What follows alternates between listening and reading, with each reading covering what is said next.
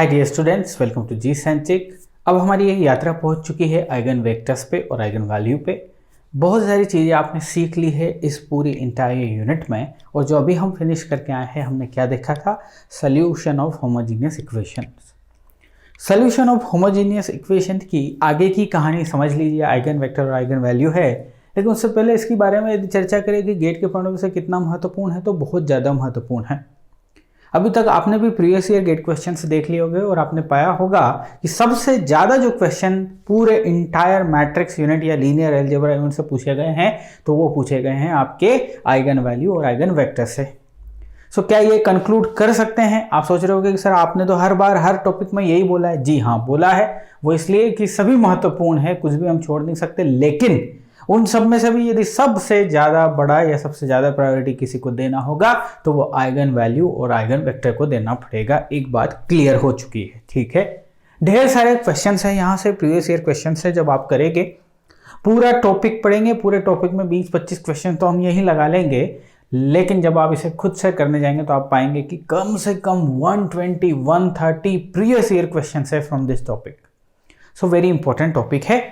और ये आमतौर पे यहाँ पे कंफ्यूजन, बहुत सारे कंफ्यूजन्स स्टूडेंट्स को रहते हैं। तो सबसे पहली बात तो ये बता दूं कि ये लेक्चर्स जो आप देख रहे हैं यहाँ से वेक्टर से, आइगन वेक्टर से जो स्टार्ट कर रहे हैं, तो कंप्लीट आगे वाले जितने भी लेक्चर हैं यदि आपने वो पढ़ लिए तो कोई सा भी कंफ्यूजन आपके दिमाग में नहीं होगा। ये बात तो पक्की है। ओके साहब, तो चलिए फिर डायरेक्ट स्टार्ट करते हैं। देखना, आप ध्यान से समझते जाइएगा। पहले हम इसका रोड मैप तैयार कर लेते हैं, एक फीलिंग ले लेते हैं, उसके बाद डायरेक्टली फॉर्मूला उन सारी चीजों पे आएंगे, ठीक है। आपने देखा था, इक्वेशंस की मैं बात कर रहा हूं, आपने देखा था कि ए एक मैट्रिक्स है, Ax is equal to b वाला फॉर्मेट आपने देखा था। यस और नो? देखा आपने? बिल्कुल देखा है सर। ए क्या है? कोफिशिएंट मैट्रिक्स था। x एक सोल्यूशन मैट्रिक्स था, मतलब x1 y1 xyz की वैल्यू यहाँ पे आई हुई थी, मतलब वही जो सोल्यूशन, आप किसी भी लाइंस, दी गई लाइंस या इक्वेशंस का सोल्यूशन क्या है? xyz की वैल्यू। तो ये सोल्यूशन, और ये भी एक मैट्रिक्स था जिसमें इक्वेशन की जो वैल्यूज थी equal to x plus y plus z equal to 3 या 4 या 5 जो भी, तो वो वाला मैट्रिक्स ये था, है ना। ओके, यदि आप देखें, ध्यान से देखें, सपोज मान लो A है और A एक स्क्वायर मैट्रिक्स है। स्क्वायर मैट्रिक्स के लिए मैं इसका यदि ऑर्डर डिफाइन करना चाहूं तो वो n क्रॉस n करूंगा ना, m क्रॉस m कर सकता हूं, कुछ भी, बट ये बात तो तय हो गई कि number of rows will be equal to number of zero. Sir बिल्कुल मुद्दे पे आइए। x की जब इसमें मल्टीप्लाई करना पड़ेगा तो x का ऑर्डर मुझे क्या बनना पड़ेगा? n तो आना ही चाहिए। और चूंकि ये कॉलम वेक्टर्स होते हैं, कॉलम मैट्रिक्स होते हैं, और जो कॉलम मैट्रिक्स होता है उन्हें वेक्टर्स बोल देते हैं बड़े आराम से, ठीक है कि नहीं। और ये जो b है, ये b भी हमारे पास क्या है? जितनी भी आपके पास इक्वेशंस हैं n गुणा 1। सो ये b जो है, ये भाई साहब भी, इन्हें भी हम वेक्टर बोल सकते हैं, क्योंकि वेक्टर में जो हमने पढ़ा था कि कॉलम वेक्टर हो सकते हैं, कॉलम मैट्रिक्स या फिर रो मैट्रिक्स को आप वेक्टर्स भी बोल सकते हैं। तो ये जो है, ये सोल्यूशन वेक्टर्स बोल सकता हूं कि नहीं? यस सर, ये वेक्टर बोल सकता हूं। अभी फिलहाल के लिए इसको वेक्टर ही बोलता हूं मैं। ये भी क्या है? ये भी वेक्टर हुआ, तो वेक्टर्स बोल सकते हैं इसे हम मैट्रिक्स बोलेंगे। मैट्रिक्स ये भी है, मैट्रिक्स ये भी है। बस ये जो सारे मैट्रिक्स जो है वो यदि रो मैट्रिक्स या कॉलम मैट्रिक्स हो तो उन्हें वेक्टर्स भी कह सकते हैं। यहाँ कोई विशेष बड़ी बात आपके सामने नहीं आने वाली, डरने वाली बात नहीं है। दिस इज कोफिशिएंट मैट्रिक्स जो आप इसे बोले हो, पता है ना आपको? ठीक है सर, कोफिशिएंट मैट्रिक्स है सब, बिल्कुल। अब जरा ध्यान से देखो, इसको हम क्या बोलेंगे? इसको मैं एक तरीके से बोलना चाह रहा हूं। आप क्या कर रहे हो? ध्यान से सुनना। यदि आप करते हो कि ax इक्वल टू बी, है ना, आप सबके सामने बड़े प्यार से कर रहे हो ना, ax equal to b in the form of linear equation. ये लीनियर इक्वेशन का सेट है, समझ लीजिए। तो यहाँ पे क्या हो रहा है?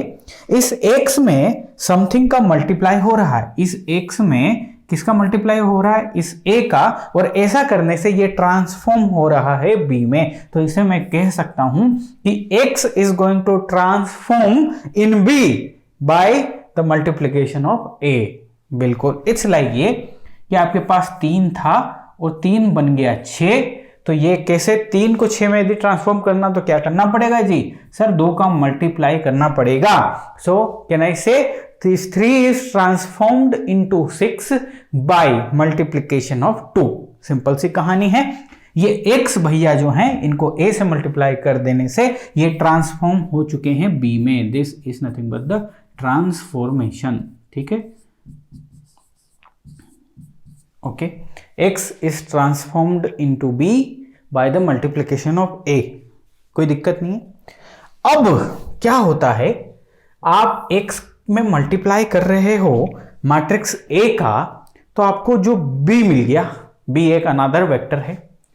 अब एक सिचुएशन ऐसी भी है कि यदि आप इस A में x का मल्टीप्लाई कर दे रहे हो या x में A का मल्टीप्लाई कर रहे हो, तो एक पर्टिकुलर सिचुएशन ऐसी भी है कि आपके पास ये x खुद उठ के चला आता है। यानी कि जब आप मल्टीप्लाई करते हो, देखो ये बात तो तय है कि x एक वेक्टर है जिसका डायमेंशन n गुणा 1 है, और जो यहां पे आ रहा है उसका भी गुणा n गुणा 1 है, तो इसकी वैल्यू इसके बराबर हो सकती है, कोई इशू नहीं भाई। x ट्रांसफॉर्म हो जाएगा सेम टू सेम, मतलब कहने का ये कि x में यदि a का मल्टीप्लाई करूं तो एक सिचुएशन ऐसी भी है कि खुद x चला आएगा और साथ में कुछ कांस्टेंट रहेंगे, लाइक दिस। समझिएगा ध्यान से, आपने क्या किया कि कभी कभार जब आप करते हैं इस x में, इस x को ट्रांसफॉर्म करना चाहते हैं ना a से मल्टीप्लाई करके, तो आप क्या पाते हैं कि वो x खुद आ जाता है। x इटसेल्फ इस ट्रांसफॉर्मेशन से क्या हो जाता है भाई साहब, ये x खुद आ जाता है, लेकिन साथ में ये कांस्टेंट स्केलर क्वांटिटी भी आ जाती है। क्या ये पॉसिबिलिटी नहीं हो सकती? क्या आप मुझे बताइए ना भाई। This is nothing but the scalar. क्या ये पॉसिबिलिटी नहीं हो सकती? क्या ये पॉसिबल है या नहीं? बिल्कुल है सर, ये बात तो तय है सर। n गुणा इन दोनों का, a और इसका गुणा करोगे तो ये वाली क्वांटिटी दोनों जगह सेम है, रिजल्टेंट जो आएगा वो n क्रॉस 1 ही आएगा, n क्रॉस 1 आएगा। तो x भी n क्रॉस 1 है, तो x यहाँ n क्रॉस 1 के साथ आ सकता है बिल्कुल, लेकिन there will be some scalar quantity 2। इसकी वैल्यू कुछ भी हो सकती है, पॉजिटिव नेगेटिव कुछ भी, एक नंबर हो सकता है। ठीक है, क्या ये पॉसिबिलिटी नहीं हो सकती? सबसे पहली बात तो, सबसे पहला मेरा क्वेश्चन ये है। आप बोलेंगे कि सर बिल्कुल हो सकती है, पॉसिबिलिटी क्यों नहीं हो सकती? तो बस ये इसी पॉसिबिलिटी से हम ये आइगन वैल्यू और आइगन वेक्टर्स के कॉन्सेप्ट को देखने वाले हैं भाई साहब, बहुत इंपॉर्टेंट है। अब देखो जरा ध्यान से, ये सिचुएशन आपने मान ली, आपने इसमें हामी भर दी कि हाँ सर ऐसा हो सकता है, आप कर सकते हो हमारे सामने ऐसा। तो क्या मैं ax is equal to lambda x लिख लूं अब बड़ी बिंदास तरीके से? बिल्कुल, ये एक पॉसिबिलिटी है। इस पॉसिबिलिटी में इस इक्वेशन को रीअरेंज करने पे हम पाते हैं कि ax minus lambda x is equal to 0। ठीक है, और कोई सा भी स्केलर मल्टीप्लाई आइडेंटिटी मैट्रिक्स के साथ बिल्कुल हो सकता है। ठीक है, उसको हम मैट्रिक्स में जब पढ़ेंगे तो स्केलर क्वांटिटी मतलब क्या, आइडेंटिटी मैट्रिक्स के साथ मल्टीप्लाई है उसका, ये सब हम ऑलरेडी देख चुके हैं। अब देखो x यहां से कॉमन आ रहा है, सो x यदि कॉमन x यहां से यदि कॉमन ले रहे हो तो अंदर बच रहा है ये x। a जो है ये मैट्रिक्स फॉर्म में, तो स्केलर भी मैट्रिक्स फॉर्म में होना चाहिए, और किसी भी स्केलर को मैट्रिक्स फॉर्म में कन्वर्ट करने के लिए उसके साथ मल्टीप्लाई करना पड़ेगा आपको, किसका? आइडेंटिटी मैट्रिक्स का।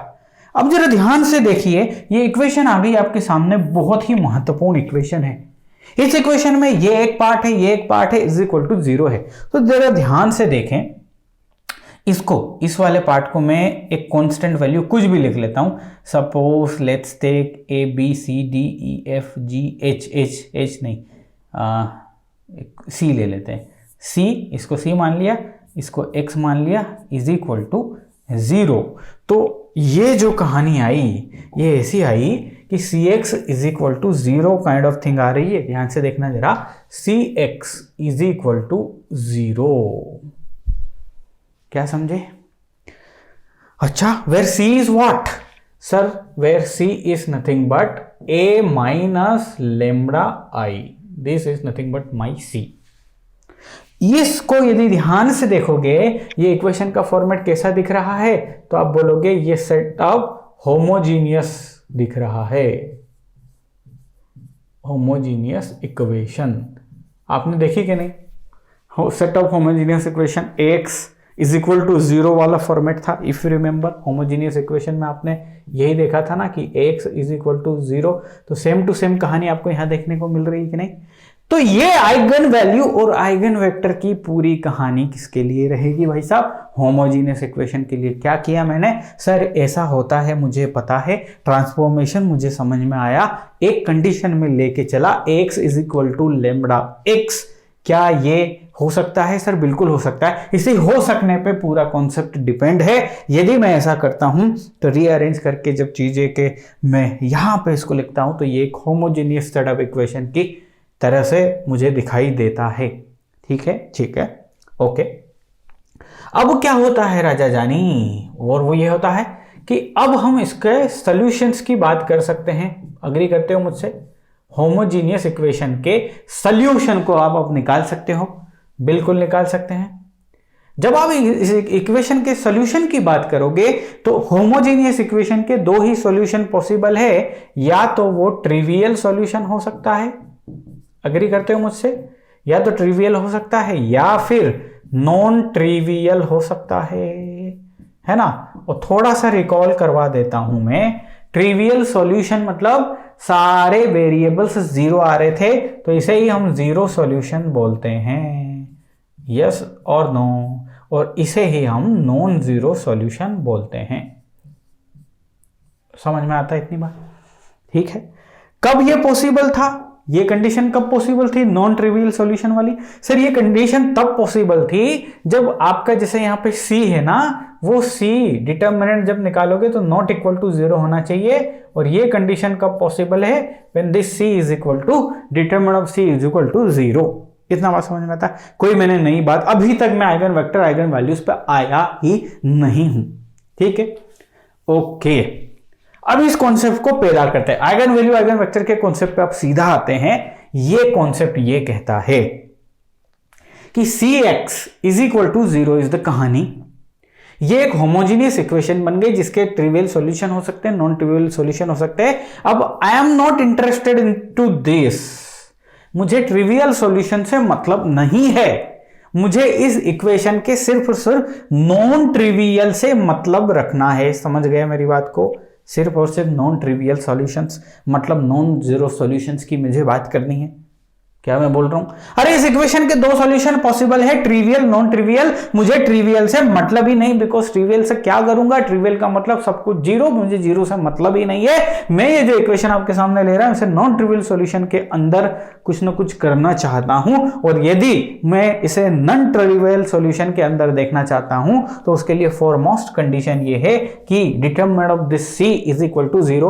अब यहां देखो जरा ध्यान से, ये है इक्वेशन जिसे मैं लिख रहा हूं a माइनस लेमड़ा आई, और यहां पे x is equal to zero. This is my equation. अब यदि मैं इसके नॉन ट्रिवियल सॉल्यूशंस की बात करूंगा तो वो कब पॉसिबल होंगे?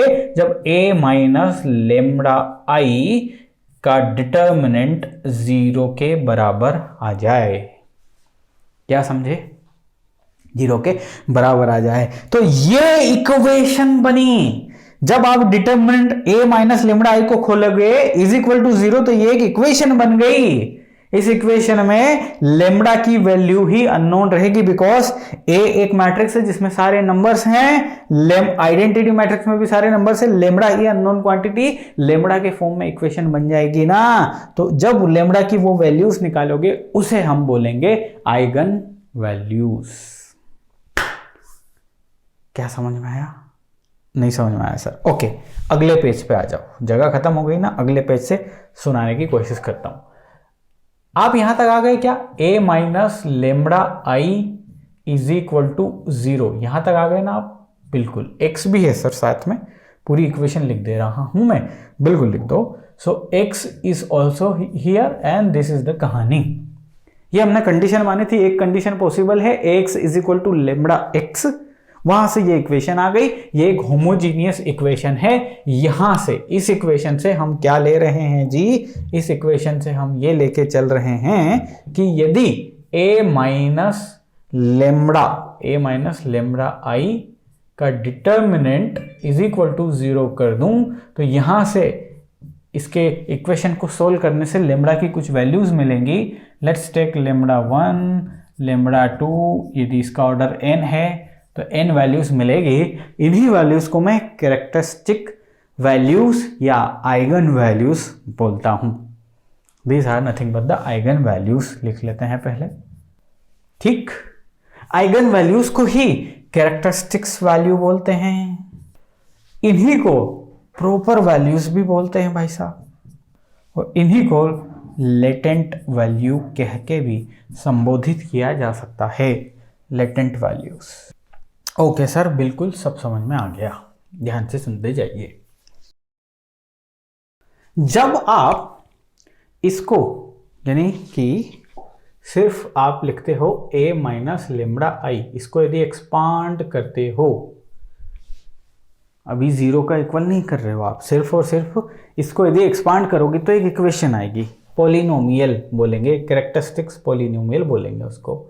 सो ये मैं लिख देता हूं, कैरेक्टरिस्टिक्स पॉलिनोमियल।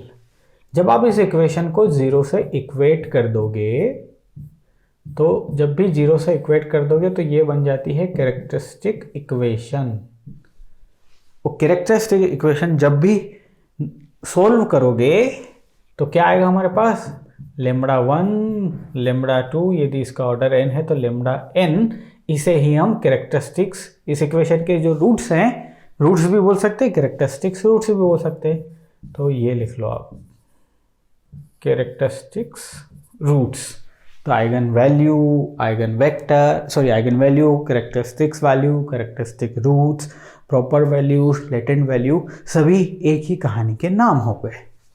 ओके साहब, बिल्कुल। अब जरा ध्यान से देखो, again focus on this equation. आपके पास एक होमोजीनियस इक्वेशन है सपोज, और उस होमोजीनियस में जो c का स्थान है वो लिया है a माइनस लेमड़ा आई ने x इज इक्वल टू 0। क्या इसके सोल्यूशन पॉसिबल हैं? बिल्कुल सोल्यूशन पॉसिबल है। अब आपने कंडीशन ही क्या मान ली कि सोल्यूशन तभी निकालोगे आप जब a माइनस लेमड़ा आई को आप इक्वल टू 0 करें, डिटर्मिनेंट को 0 करें, यहां से लेमड़ा की वैल्यू लेके आए, मतलब आइगन वैल्यू लेके आए, और corresponding to those eigen values you have to find the x value. x solution है कि नहीं है बताइए मुझे। बिल्कुल, जैसे कि फॉर एग्जांपल आपने क्या किया, इसको सोल्व किया और आपके पास लेमड़ा 1 एंड लेमड़ा 2 देश 2 आइगन वैल्यूज आई। ठीक, अब आइगन वैल्यू मतलब इस पूरी इक्वेशन को दो वैल्यूज ने सेटिस्फाई कर दिया लेमड़ा की, लेमड़ा 1 और लेमड़ा 2। तो सपोज आप लेमड़ा 1 लिख लिए, a माइनस लेमड़ा 1 आई गुना x इज इक्वल टू 0। तो क्या इस इक्वेशन का सॉल्यूशन निकलेगा या नहीं निकलेगा? सर बिल्कुल निकलेगा ना सर, बिल्कुल, क्यों नहीं निकलेगा सॉल्यूशन, क्योंकि x is there, homogeneous equation का भी सॉल्यूशन निकलेगा। तो होमोजेनियस इक्वेशन का जो सॉल्यूशन निकलेगा उस सॉल्यूशन को ही हम आइगन वेक्टर बोलते हैं। समझ में आया जी? Eigen vector. और क्यों वेक्टर? क्योंकि वो कॉलम के फॉर्म में आएगा। कैसे? x किस टाइप से आएगा? इस टाइप से आएगा ना, x1 x2 y1 y2 जो भी है, यहाँ पे दो नंबर लिए, x1 x2 टाइप से आएगा। तो यही मेरा क्या हुआ? आइगन वेक्टर हुआ। आइगन वेक्टर, आइगन वैल्यूज को एक ही जगह में जोड़ा। इतना समझ में आया? ज़्यादा कुछ करने की जरूरत नहीं, सिर्फ इतना समझ में आया ना? ठीक है। अब देखो इसी चीज़ को मैं आगे बढ़ा रहा हूँ। अब चलिए, ये मैंने आपके सामने लिया है।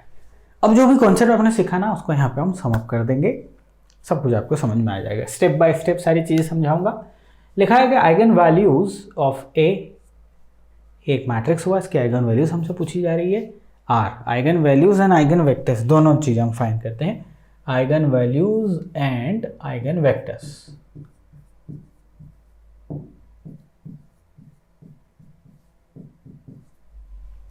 ठीक है साहब, हमने क्या सीखा?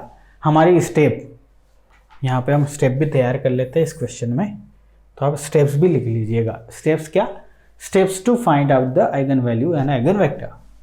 स्टेप यदि हमें सबसे पहले चाहिए तो हमें चाहिए a minus lambda I x is equal to 0। ये हमारी प्रारंभिक इक्वेशन है साहब, इफ यू रिमेंबर। देखो हमने क्या किया, यही है हमारा, ये x इधर लिख लो भाई, क्योंकि मैट्रिक्स है तो मुझे डायमेंशन का ख्याल रखना पड़ेगा। तो a minus lambda I x is equal to 0, जो कि एक होमोजीनियस इक्वेशन है। ये एक होमोजीनियस इक्वेशन का पॉइंट है, बिल्कुल पहला पॉइंट। अब हमें क्या करना है जी, we are looking for the non trivial solution of this equation. तो उसके लिए हमारी कंडीशन क्या है, a minus lambda I should be equal to 0। चूंकि ये एक इक्वेशन है, लेमडा अननोन है, तो लेमडा की वैल्यूज निकलेगी। लेमडा के फॉर्म में ये इक्वेशन है बोलते हैं, तो यहाँ से लेमडा की वैल्यू निकलेगी। तो मैं क्या कर लेता हूँ, फाइंड लेमडा 1 लेमडा 2, इसका जो भी ऑर्डर है, यदि n ऑर्डर है तो lambda n, find this and this are nothing but the eigen values. तो इन ब्रैकेट लिख लीजिए, दिस आर आइगन वैल्यूज। ठीक है, इतना हो गया। बिल्कुल, आइगन वैल्यूज सिंपली आपने फाइंड कर ली। अब हम आगे बढ़ेंगे आइगन वेक्टर्स के लिए। आइगन वेक्टर्स कैसे, सपोज इस इक्वेशन को सेटिस्फाई करती लेमडा की दो वैल्यूज मिली आपको, लेमडा 1 और लेमडा 2, यानी कि a minus lambda 1 I x is equal to भी 0 सेटिस्फाई हो रहा है, a minus lambda 2 x is equal to भी 0 सेटिस्फाई हो रहा है। ठीक है, माना let lambda 1 and lambda 2 are the eigen values.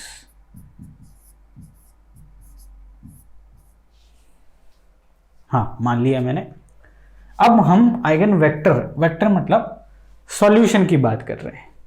Solution कैसे निकलेगा सर, a माइनस सबसे पहले लेमडा 1 के रिस्पेक्ट में ये x जो है ना, इसकी वैल्यू निकाल लेंगे। बिल्कुल, क्या मैं निकाल सकता हूँ इसकी वैल्यू, हाँ बिल्कुल निकाल सकता हूँ सर। x1 और x2 जो भी 2 बाई 2 का यदि मान रहे हो तो x1 x2 आएगा, इसे ही मैं आइगन वेक्टर बोलूंगा। सो this is nothing but the vector, but कौन सा, आइगन, आइगन वैल्यू के रिस्पेक्ट में आइगन वेक्टर मिलेगा। ये सॉल्यूशन है भाई साहब। x किसको डिनोट करता है, सॉल्यूशन, वो वेक्टर है, मैट्रिक्स के फॉर्म में है, कॉलम मैट्रिक्स के वेक्टर बोला, आइगन वेक्टर हो गया। तो लेमडा 1 के और सिमिलरली लेमडा 2 के रिस्पेक्ट में भी निकाल लो, similarly lambda 2, similarly do for lambda 2, so you will get another eigen vector. So दो आपको मिल रही है आइगन वैल्यूज, सपोज लेमडा 1 और लेमडा 2, तो दो आपको आइगन वेक्टर्स मिल जाएंगे। अच्छा, चलो फिलहाल इसमें मैं आगे बढ़ता हूँ, सारी स्टेप्स से होके गुजरूंगा। ठीक है, ओके। क्या है मेरे पास, a माइनस a क्या है दोस्त, 2 1 0 3। इस a में से मुझे लेमडा i करना है दोस्त, lambda i। Don't you think so कि लेमडा का मल्टीप्लाई जैसा आइडेंटिटी मैट्रिक्स में किया जाएगा तो ये कहानी जनरेट होके आएगी। हाँ सर, यही आएगी। मेरा कैमरा चल रहा है कि नहीं, बिल्कुल यही वैल्यू आएगी, बराबर ना। तो इसको जब आप सेटिस्फाई करोगे, x भी है हमारा, ठीक है, अभी सिर्फ a माइनस ये लेमडा i ही मैं देख रहा हूँ, कंफ्यूजन बिल्कुल भी नहीं होना। This is nothing but a minus lambda i। Okay, करिए इसको, a माइनस लेमडा i को सोल्व करिए, बिल्कुल कर देंगे सर। 2 में से लेमडा जाएगा, करस्पॉन्डिंग एलिमेंट आपने सीखा है, 1 में से 0 जाएगा, 1 बचेगा, 0 में से 0 0, and this is nothing but 3 minus lambda. जब भी a माइनस लेमडा i करना है, कुछ नहीं, डायगोनल एलिमेंट में से लेमडा घटा देना है, दैट्स इट, और कुछ भी छेड़छाड़ नहीं है। अच्छा, तो ये मिल गया मुझे। अब इसमें x का मल्टीप्लाई करूंगा मैं, क्योंकि कहानी जो है वो ये है मेरी, ये हो गया a माइनस लेमडा i, इसमें किया मैंने x का मल्टीप्लाई, और x का मल्टीप्लाई यानी x1 और x2 का मल्टीप्लाई, y1 और 2, बिकॉज ये 2 बाई 2 का है तो सॉल्यूशन भी 2 बाई 2 का है, इज इक्वल टू 0। ये आ गया मैं इस वाली जगह पे, ये है। अब मुझे आगे बढ़ना है एक्चुअली, ये तो सिर्फ आपको लिखवाने के लिए समझा रहा हूँ, स्टेप मिलाने के लिए, आपने तो तुरंत कर लिया होगा साहब। अब कुछ नहीं करना मुझे, a माइनस लेमडा i का डिटर्मिनेंट फाइंड करना है और उसे 0 के बराबर करना है। सिंपल सी बात है, सरल सी बात है। 2 minus lambda, this is 0 1 3 minus lambda. तो जब आप डिटर्मिनेंट फाइंड करेंगे 2 माइनस लेमडा गुणा 3 minus lambda minus 0 is equal to this, तो कुल मिला के 2 minus lambda 3 minus lambda is equal to 0। जरा ध्यान से देखो आप, कि इसका सॉल्यूशन क्या आया। सर इसका सॉल्यूशन आया लेमडा इज इक्वल टू 2, तो पहली वैल्यू मान लेते हैं लेमडा इज इक्वल टू 2, और लेमडा 2 इज इक्वल टू 3। बड़े आराम से निकाल के लेके आ गए आप आइगन वैल्यू। खुश हो जाइए, आपने आइगन वैल्यू फाइंड कर ली है। इसको क्या बोलेंगे जी, this two are the eigen values किसकी, गिवन मैट्रिक्स की। समझ में आ गया जी। सर इसमें ऐसा कोई खतरनाक बात तो थी नहीं, बिल्कुल समझ में तो आएगा ही। ओके, तो कहां तक पहुंच गए स्टेप में, आपने फाइंड कर ली है क्या, आपकी आइगन वैल्यूज जो कि है 2 और 3। ओके, अब हर एक आइगन वैल्यूज के करस्पॉन्डिंग आइगन वेक्टर यानी कि सॉल्यूशन फाइंड करना है। ठीक है, तो let's find out the solution. Let's find the solution.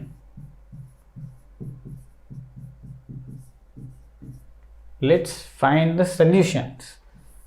दो सॉल्यूशन मिलेंगे ना corresponding to lambda 1 is equal to 2 के लिए।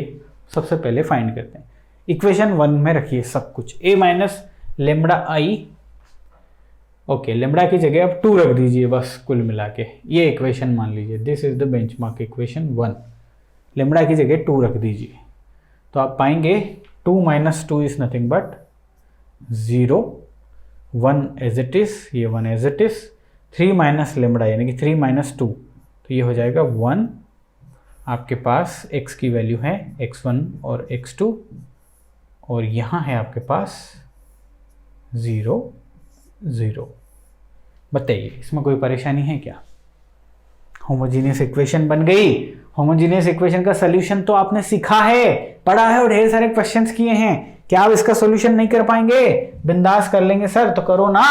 ओके चलो करते हैं इसके सॉल्यूशन को फाइंड आउट करते हैं। क्या ये रो एचेलॉन फॉर्म में है, नहीं, कन्वर्ट कर सकता हूं, बिल्कुल कर सकता हूं। क्या करना है सर, R2 में लिखूंगा और R2 माइनस सिंपली R1 कर लूंगा, तो मेरा रो एचेलॉन फॉर्म में ये पूरा कन्वर्ट हो जाएगा। So this is 0 1 0 0 and here it is x1 and x2 is equal to 0 0। क्या है इसकी रैंक, सर इसकी रैंक है 1। आर्बिट्रेरी कांस्टेंट किसी एक को मानना पड़ेगा कि नहीं मानना पड़ेगा, बिल्कुल आर्बिट्रेरी कांस्टेंट आएगा सर इसमें, बिल्कुल आएगा जी। चलो ये किया ना, क्या है इसकी रैंक, सर इसकी रैंक है 1, तो आर्बिट्रेरी कांस्टेंट मानना पड़ेगा किसी को, बिल्कुल मानना पड़ेगा sir. Rank is 1, arbitrary constant किसी एक को हमें वैल्यू असाइन करनी पड़ेगी, 1 आएगा है ना। फिलहाल इसको सोल्व यदि करोगे तो आप क्या पाओगे, आप पाओगे 0 गुणा x1 0x1 plus x2 is equal to 0। So यहाँ से x2 इज इक्वल टू 0 मिल गया साहब, कोई झंझट ही नहीं बचा x2 में, तो x2 इज इक्वल टू 0। अब x1 को मानना पड़ेगा और x1 को मैं मान लेता हूँ k, क्योंकि हमने ऑलरेडी देख लिया था कि आर्बिट्रेरी कांस्टेंट माना जाएगा। और आर्बिट्रेरी कांस्टेंट कितने हमने पढ़े थे, arbitrary constant n minus r के बराबर होते हैं। यहाँ पे n ऑर्डर 2 है, रैंक 1 है, सो एक वैल्यू जो है वो आर्बिट्रेरी कांस्टेंट बनेगी, तो ये x1 बन गई। क्या सॉल्यूशन आया अब यहाँ से यदि आप देखोगे तो सर सॉल्यूशन आया, x1 की वैल्यू k है और इसकी वैल्यू 0 है। This is the solution. Solution के लिए x डिनोट कर ले रहा हूँ, इसी को मैं बोल रहा हूँ आइगन वेक्टर। समझ में आ गई बात, ये आइगन वेक्टर है और ये किसके करस्पॉन्डिंग है बेटा, ये करस्पॉन्डिंग टू आइगन वैल्यू 2 के।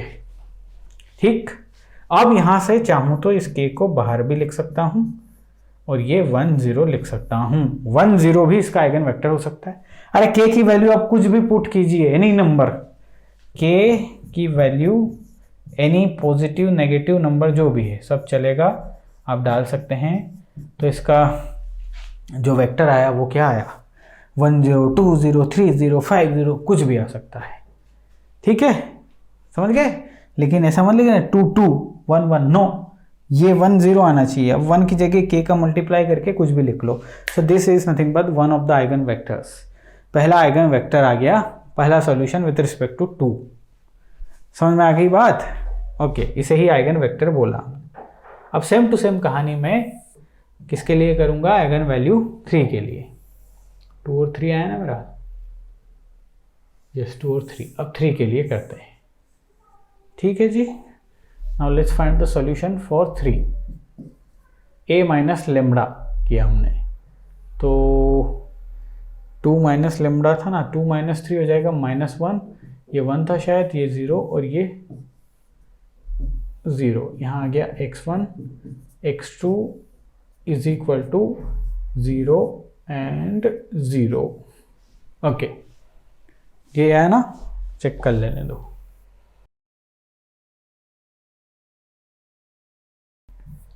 बिल्कुल यही आएगा। क्या रो एचेलॉन फॉर्म में है? बिल्कुल, this is in the row echelon form. So if this is in the row echelon form, इसकी रैंक कितनी आ रही है सर? रैंक 1 है। आर्बिट्रेरी कांस्टेंट जो है वो भी 1 किसी को मानना पड़ेगा। इक्वेशन को सोल्व करते हैं, -x1 plus x2 is equal to 0। So x1 is equal to x2 आ रहा है, किसी को भी मान लीजिए, लेट्स मान लो x2 is equal to k। x2 is equal to k मानोगे तो सॉल्यूशन क्या है हमारा? x1 x2 is the solution, ठीक है। x की भी वैल्यू k है और x2 की भी वैल्यू k है, तो this is the solution. k यदि बाहर लिखोगे 1 1, तो this is the solution. k की एनी वैल्यू ले सकते हो, तो ये 2 2 हो सकता है, 3 3 हो सकता है, 4 4 हो सकता है, 5। तो आइगन वेक्टर कभी भी यूनिक नहीं होते, देख लो ना, मल्टीपल वैल्यूज हो सकती है, मल्टीपल, और हमेशा आइगन वैल्यू इसी k के ही फॉर्म में आएगा, क्योंकि नॉन ट्रिवियल सॉल्यूशन यानी कि infinite many solution, infinite many solution में पक्का arbitrary constants will be there. हमने ऑलरेडी पढ़ा है, पन्ने पलटा के देख लो, ठीक, समझ में आ गया। तो ये आइगन वेक्टर हुआ। तो क्या किया इस क्वेश्चन में? इस क्वेश्चन में ये किया कि आपको क्वेश्चन दिया गया था, आपने फाइंड कर ली आइगन वैल्यूज, जो कि 2 और 3 आई। 2 के रिस्पेक्ट में इक्वेशन को सोल्व कर दिया तो मुझे आइगन वेक्टर मिला। 3 के रिस्पेक्ट में मैंने सोल्व कर दिया तो मुझे आइगन वेक्टर मिला। कहानी बड़ी सिंपल थी मालिक, और वो ये थी कि आइगन वैल्यू का फंडा समझ में आ गया है, आइगन वेक्टर का फंडा समझ में आ गया। अगली क्लास में मिलना, थोड़े शॉर्टकट्स हैं इसके जो देंगे, अभी तो जनरलाइज तरीके से समझ लिया ना। अगली क्लास आपके लिए बहुत ही महत्वपूर्ण होने वाली है साहब। मिलते हैं, बाय बाय।